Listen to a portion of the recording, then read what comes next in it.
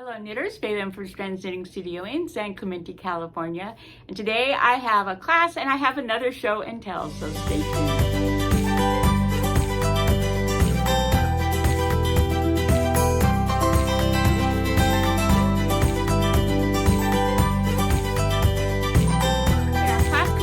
Butterfly Shawl, which is August 2nd, which is a Sunday from 10 to 12, Sundays 10 to 12. And I finished the one I was working on. I showed you last week that I started way back when, and it's done. It was fun. I now remember why I like this pattern so much. So there it is, all done, beautiful, lovely. It actually had like two little tiny moth holes that I had to repair. That's how old it is. So I think I actually started this, are you ready? 2020. So that would have been COVID era, but I didn't finish. As I said, I got it like 3/4, 5/8 of the way through, you know. So it didn't take me that long to finish it, but there it is. Again, we're still using the earth yarn right here, so the stripes. So you need 2 of the striping colors and 1 of the solid colors. It's fingering weight yarn, so you know if you have other stuff at home, you're looking for fingering weight yarn and you're looking for long striping yarn because the colors need to take a while to move. You can see how long it takes them to move, right? It's not like a variegated that like these. This is a variegated. It's not variegated where the colorways are really short, and instead these are longer sections of color before it shifts, and then it gradually shifts over. So I've got that one, and here's the original one, which is this one, the brighter colors and the black. This is like the traditional one. That's the traditional one. And then I have a third one that's on my needles, so I've already pulled it out to work on it. Now this is, I'm not even sure what yarn this is. This is yarn for my stash. And again, this was like 2020, 2019, but it's this one. So there's a bluey whitey one. So fun. So I'm having a lot of fun with this. It's a Phelan kind of project. So this is an intermediate project. This is not for beginners. It is all about learning to track what you're doing. If you with markers, you're tracking what you're doing, it's pretty easy to stay on. And yes, you will be counting. There's counting in this, so you will be counting. And but the pattern is extremely well written. It's got very repetitive sections that you do over and over and over again. So you'll get used to that, and it's just not that big a deal. It is short rowing, so you have to do so again, whenever you see any kind of knitting that has these kinds of things where you have sections of yarn that are, you know, have a shape to them like this, that's short rows, because you're going back and forth in this one little section, turning around. So like this one, you start over here, you go this way, a little bit further this way, a little less this way, further this way, a little less this way. And the pattern is wrap and turn, and this wrap and turn is fine in that you don't have to pick up the wrap on the way back because it's all knitting, so it's garter stitch, so you don't see it. I do the German short rows. Either way is fine because it's garter stitch, you don't see it. So anyways, that's a fun class. It's a fun knit. I know the last time we did this, I had somebody do 2 of them because it's that much fun. So if you're on the intermediate side, this is a really good project to sink your teeth into, watch colors move. It's got a lot of counting, so just be prepared for counting and using your markers, because I'll show you how you're going to use your markers to help you keep track of everything that's going on so you don't get lost and everything. So that's August 2nd, which is a Sunday, so I guess that's a week from this Sunday maybe, from 10 to 12. Okay, this is Editing Phelan. I forgot that there's this cowl that I was going to say. You could do the cowl, and you would only need 1 skein of striping and 1 skein of the other one.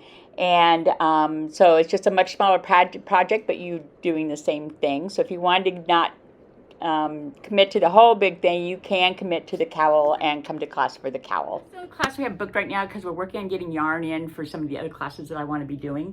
So I decided I would share again this week because I thought that was pretty fun. When I pulled out all my bags and shared them, that was pretty fun. So I have a ton of socks. I am a sock knitter. I have them going all the time. I don't always knit on them. I've gotten to where I don't really knit patterned ones anymore because I want to be able to just pick them up and work on them and put them down and not have a pattern. But I have done patterns, tons of them. So here are my socks. I have 2 drawers worth of socks, and I know I have more than that. because I know I've given them away and stuff like that. So here are my 2 drawers of socks. So having a drawer of socks is sort of a big deal. If you go on Instagram and look, drawers are boxes of socks, handmade socks, boxes of handmade socks. You'll see all these people with their boxes of their handmade socks. So here's my 2 drawers that I have my socks in. And then I brought a couple that are just like, yeah, different kinds that I've made. This is a regular, this is, I don't know if it's toe up,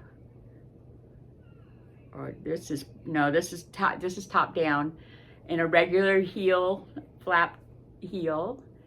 And these are my favorites, where you have the different heel and toes and stuff. And this just had, it's a sort of a simple rib pattern. You got something on. It's like you rib for 2 rows and then you knit or purl for a row. So that's that. All these, I mean, these socks go back, way back. Here's one of the colorwork socks I have, which this one was really fun to do, and do the color work on it. Yay. These are one of my favorite pairs of socks, and I cannot find the pattern I actually use for these. I keep looking for it, but I can't find it because it's a simple cable. On the side here, on both sides, you have this simple cable that then breaks into the way the heel goes. It moves into the heel part, which I really like. And again, this is a heel flap, and then a regular toe, and it's like a broken rib, where you knit one, purl one, and then you knit a row, I think. And that's the rib. I like rib socks because they pull in and fit a little bit better. So I do a lot of socks. This is probably one of my first pairs of socks I did with the lace pattern in it. To show you the ones I have here too, because I have my other one pair. So you can see that you can't see the lace pattern a lot, but it has the lace pattern, which makes it sort of loose and stuff. But I wear all my socks. And this sock was done in the hospital when I was visiting my husband a lot. This is the pair of socks I knitted through his hospital illness stuff that we went through. And so this is that pair of socks, which I love this pair of socks now. That's the thing, when you knit these things, you have memories of what was happening when you knit them.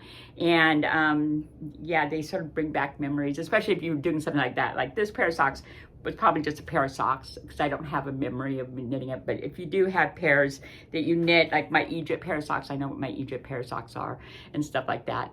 So here's another pair of socks. Now, I know socks are like they're hard to get into, and you need to, that's why we do the baby socks, so that you can get through the construction of it. And if you have to rip it out, it's not like you're ripping out a ton. You're also on bigger needles and bigger yarn.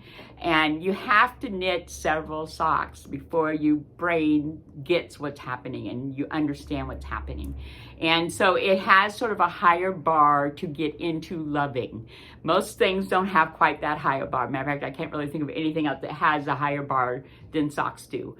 But if you love them, you love them. And there are so many patterns for socks. Just go on Ravelry, put socks in, and just look at the amount of socks and all the different ways of making socks, all the different patterns for socks. You got cable socks, lace socks, or color work, striping, tons of different ways of doing socks. And for me, they're a love. Around here, I don't have very many people that love them the way I do, but I'm not the only one in the knitting world that loves socks. So there's a lot of people. And if you're traveling, it's really easy to find a sock yarn you love that you can get from that place, and you know you can at least knit a pair of socks out of them, and you don't have to think about it, you know. So I just thought I'd share my socks. That yes, I really do knit a lot of socks. I talk about it, but you never really see them. And I wear them in the winter, and I wear them mostly at home. I do wear them in the store too, though, because this floor, it's a tile floor, can be really cold. So I do actually wear my socks, and sometimes I'm double socked in here on the tile floor in the wintertime. And I definitely wear them at home at wintertime. That's what I walk around in during the winter. And I might have a slipper on depending how cold it is or not. But I always have my socks on, because when I put my feet up on my coffee table and I can see my socks, and I love looking at my socks while I'm wearing them, while I'm watching TV and knitting or something, I love wearing my socks. So, and I have socks on the needle too. So here's on my needle. Well, this one's off my needle. This is my finished one. So I've got this one, and again, it's just a plain rib sock, heel flap. I love doing short row heels, and I love doing toe up heels. This one is not a toe up, I don't think. But the short row heels don't fit my foot as well, which you'll find some people, they fit fine and they're great because they're simpler than the heel flap is. The heel flap fits my foot better, so that's what I tend to make. And so here's my sock that's on my needles, and I'm working on the heel, starting the heel part of the sock. And there you go. And that's what's on my needles. Those are my socks. I love my socks, and I would love to have some company as far as sock knitters go. So maybe. Okay, and that's it for today. And yes, that was a really short and sweet one.